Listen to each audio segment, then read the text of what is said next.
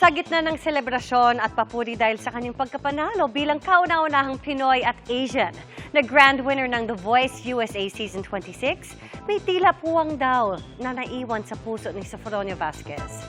Dahil yan sa pagpanaw ng kanyang ama na malaking bahagi ng kanyang tinatamasa ngayong tagumpay. Ang emosyonal niyang pagsalang sa GMA Integrated News Interviews, ichichika ni Nelson Canlas.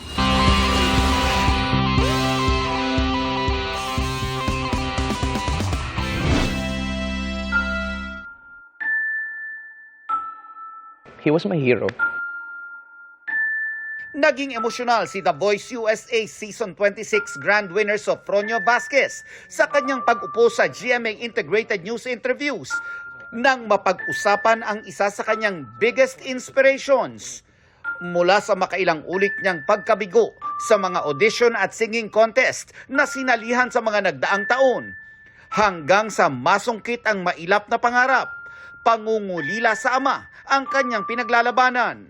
Malungkot na ngayon, looking back, supposedly, alam kong mag-enjoy siya sa moment na to kasi mahilig siyang kumanta. He was my coach. Pero hindi ko na masasabi sa kanya na nanalo ako.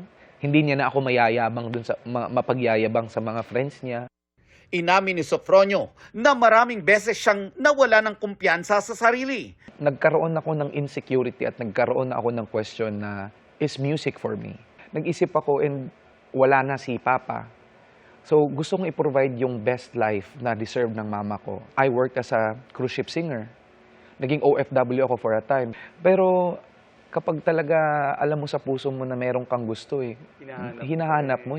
Ang kanya raw naging kaagapay, ang yumaong ama na kanyang kinakausap sa kanyang isipan. Sinasabi ko lang na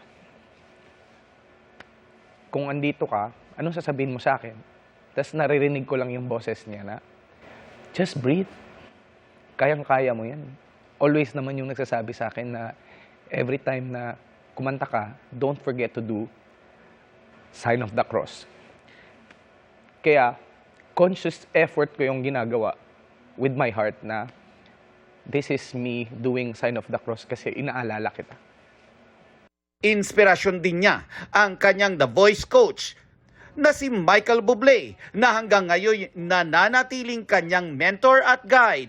Ang appreciate ko doon, Michael Bublé would always tell me, you don't have to be technically perfect because you're a person. Sometimes perfection is boring. Imperfection is better. May frustrations ka pa ba ngayon as a singer? Frustrations, oo. Pero yung frustrations are also the ones who help me realize na I can make it. Hindi raw madali ang naging laban sa The Voice, lalo't magagaling ang mga nakalaban niya.